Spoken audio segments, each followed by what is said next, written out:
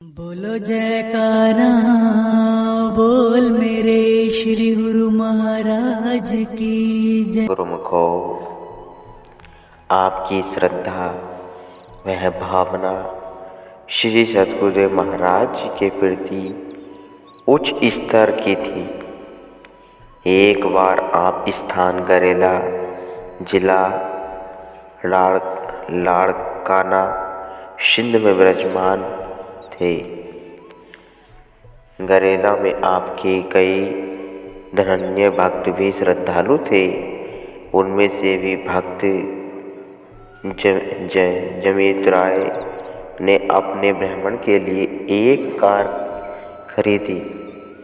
साय समय जब वह सैर के लिए जाता तो आपको भी सैर के लिए कार पर ले जाता।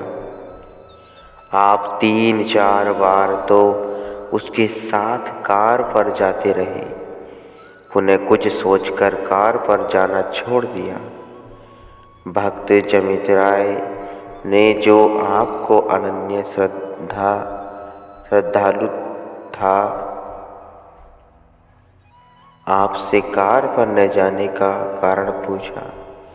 पहले तो आपने कोई कारण न बताया, परंतु उसके अगाध प्रेम को देखकर आपने बताया कि श्री सद्गुरुदेव महाराज जी, श्री दूसरी पातशाही जी तो सैर व यात्रा पैदल चलकर या घोड़े पर चढ़कर करते हैं, और हम यहाँ कार में बैठकर सैर करें, यह बात हमें शोभा नहीं देती। आपकी श्रद्धा व सच्चाई का प्रभाव उस पर ऐसा पड़ा कि उसने विनय की, यदि आप आज्ञा दे तो मैं अपनी यह कार श्री सद्गुरु महाराज जी, श्री दूसरी पातशाही जी के श्री चरणों में समर्पित कर दूं, क्योंकि इस कार को खरीद किए हुए अभी थोड़ा सा समय ही हुआ है। यदि आपकी मौज हो तो नई कार भी ले ली जा सकती है। आप श्री तीसरी पातशाही जी ने फरमाया कि भेंट करनी है तो नई वस्तु भेंट की जाए, जो एक बार भी अपने प्रयोग में लाई गई हो। नई वस्तु श्री चरणों में भेंट करना अधिक अच्छा होता है। इस प्रकार आप भक्त जी को उचित सलाह देकर उसको साथ लेकर लाड़काना सिंध से लाहौर पंजाब गए। वहाँ से डाज कंपनी की नई कार खरीदी और उसे वहाँ से आश्रम पगाला, जिला गुजरावाला में ले गए। यह प्रसंग मार्च 1933 का है। उस समय श्री 108 श्री सद्गुरुदेव महाराज जी, श्री दूसरी पातशाही जी संत आश्रम पगाला, जिला गुजरावाला में संगतों को श्री दर्शन व अमृत वचनों से निहाल कर रहे थे। जब आप व भक्त जी कार लेकर पहुँचे तो श्री सद्गुरुदेव महाराज जी ने फरमाया कि हमें कार की ज़रूरत नहीं है, हमें तो पैदल यात्रा करने में बड़ा आनंद आता है। लेकिन आपकी वह भक्त जी की अतिरिक्त श्रद्धा, वह प्रेम को देखकर श्री सद्गुरुदेव महाराज जी को कार स्वीकार करनी पड़ी। भक्त हरनाम सिंह जी, महात्मा पूर्ण श्रद्धानंद जी कार चलाना जानते थे, अतः वे श्री सद्गुरुदेव महाराज जी को सैर पर ले जाते रहे। श्री सद्गुरुदेव महाराज जी को कार पर विराजमान हुए देख सारी संगत तथा आप श्री तीसरी पातशाही जी महाराज अत्यंत हर्षित हुए। इसके बाद आपने परमार्थ के लिए श्री आज्ञा अनुसार सिंध जाना था। आप लौटने को तैयार हुए। भक्त जी भी आपके साथ पुनः स्थान गरेला सिंध आ गए। आप अपने परमार्थ पथ पर चलते हुए दिन रात सत्संग की धारा प्रभावित करने लगे। संत रज्जिबदास जी का कथन है, संत नदी जल में गला, चले विहंगम चाल, रजब जह जह पग धरे, तह तह कर करे निहाल। संत महापुरुष नदी वह बादल पक्षी की चाल चला करते हैं। ये तीनों जहाँ पर कदम रखते हैं सबको शीतल बना देते हैं। आपके प्रेम आप में अनन्य अनुराग और अचल निष्ठा रखते थे। अब आप अपनी उच्च संस्कारी आत्माओं को जो सांसारिक व्यवहार में ग्रस्त थे परंतु परमार्थ पथ के लिए भी जिज्ञासु थे, उन्हें इस पथ पर लाने के लिए स्वयं उनके पास गए। उनमें से एक भक्त हजारीमल जी महात्मा परम विवेकानंद जी भी थे। आप सिंध में विंजाजी स्थान में सत्संग की अमृत धारा प्रभावित कर रहे थे। आपके निवास स्थान से लगभग 5-6 मील की दूरी पर एक गांव वीरकर्ण था जहां लोग पैदल आया करते थे।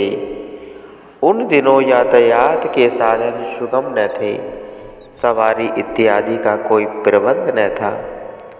वहाँ एक भक्त किसी कार्य के लिए नित्य प्रति पैदल जाया करता था। एक दिन आपकी मौज उठी कि हम भी उस गांव में जाएं। आपने उस भक्त को कहा कि हमने भी उस गांव में जाना है। उसने विनय की, प्रभु गर्मियों का मौसम है, पृथ्वी बहुत तपती है, जिस पर पैदल चलने से आपको बहुत कष्ट होगा। यही अच्छा होगा कि यदि आप न जाकर फिर कभी जाएं। आपने फरमाया कि हमारी आज ही वहाँ जाने की मौज उठी है, क्योंकि वहाँ बहुत ज़रूरी काम है, इसलिए हमें वहाँ अवश्य ही पहुँचना है। वह भक्त महापुरुषों के गुप्त रहस्य को न समझता हुआ चुप हो गया और आप भी उसके साथ गांव वीरकर्ण जा पहुँचे। वीरकर्ण पहुंचकर आप सीधे एक स्कूल में गए और जहां लड़के पढ़ते थे, स्कूल के सब लड़कों को निहारते हुए आपकी दृष्टि भक्त हजारीमल पर पड़ी, जो 7वीं कक्षा में बैठे थे। इन्हें देखकर आप दिल में विचार करने लगे कि यही लड़का उत्तम संस्कारी मालूम होता है, यही हमारे काम का है। भक्त हजारीमल को समीप बुलाया, उससे कुछ वार्तालाप किया। पाठशाला के सभी लड़के देखकर तंग रह गए कि हजारीमल को क्या हो गया है कि उसकी आंखों में आपके लिए मिलने से एक अनूठी मस्ती छा गई। वह उस समय की पद पंकज का भंवरा बन गया। आपने उसे नाम उपदेश दिया और आश्रम का पता बताकर लौट आए। वहाँ से लौटकर उस सेवक ने जो साथ गया था आपके श्री चरणों में प्रार्थना की कि महाराज, यदि आप यहाँ होते तो आपके सत्संग में हजारों लोग आते, उनका कल्याण होता और आपका दिन सफल हो जाता। आपने फरमाया, भक्त जी, आप तो एक दिन की बात कर रहे हो, परंतु हमारा तो सिंध में आना ही आज सफल हो गया है। आगे चलकर जब वह लड़का परमार्थ के काम पर लगेगा तो कितने ही जीवों का भला करेगा। वह भक्त यह उत्तर सुनकर श्री चरणों में गिर पड़ा और कहने लगा, आप त्रिकालदर्शी हो, आने वाले समय में क्या होना है यह आप ही जानते हो, हमारी भूल क्षमा करें। बाद में जब भक्त हजारीमल जी की लगन वह रुचि अधिक बढ़ती गई तो वहाँ पर एक बाबा जी रहते थे जो उस गांव में पूजनीय थे। भक्त हजारीमल जी ने इस सच्चे उपदेश की चर्चा उनसे भी की थी।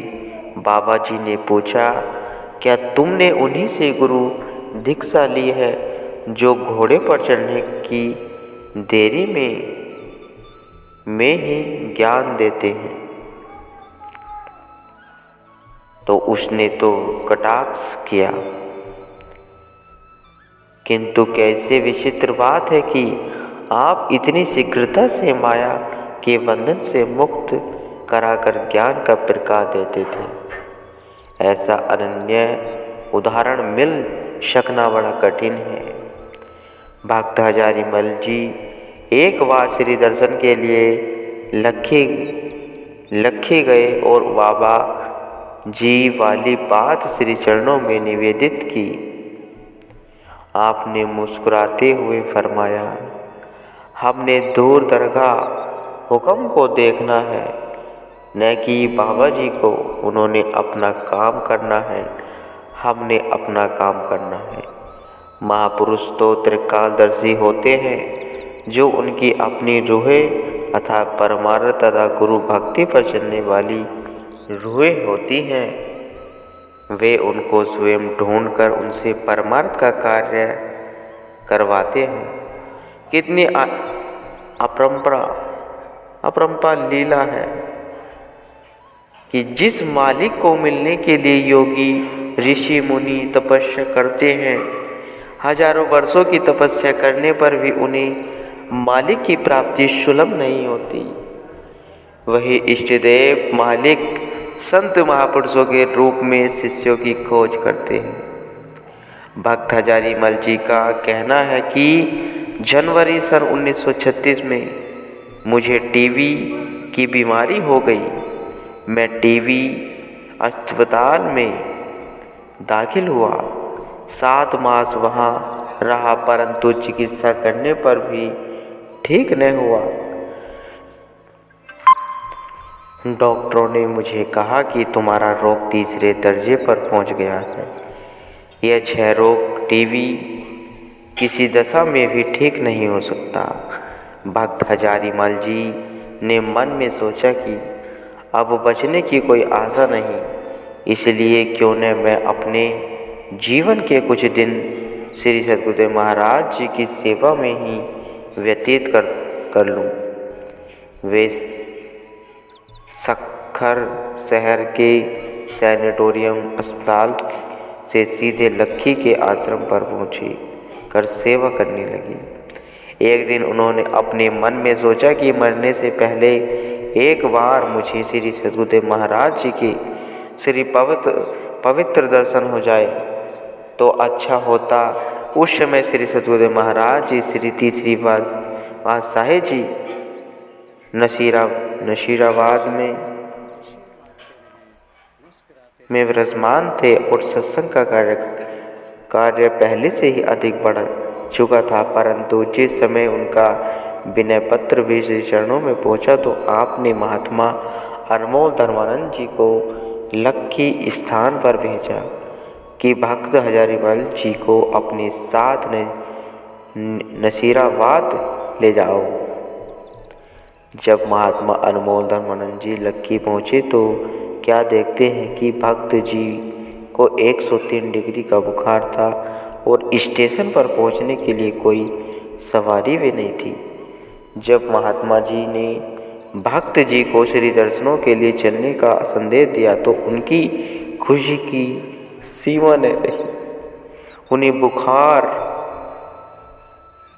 बुखार भूल गया और वे साथ साथ चलने को तैयार हो गए। रेलवे स्टेशन रुक वहाँ से 5 मील की दूरी पर था। गाड़ी का समय भी हो चुका था। उन्होंने 5 मील का रास्ता भागते भागते तय कर स्टेशन पर गाड़ी को पकड़ा। लखी स्थान के लोगों ने भक्त जी को इस हालत में जाने से मना किया था कि ऐसा न हो कि रास्ते में तुम्हारी हालत अधिक बिगड़ जाए, परंतु भक्त जी ने किसी की एक ने मानी। जब वे स्टेशन पर पहुंचे तो बुखार स्वयं उतर गया और सब लोग हैरान हो गए।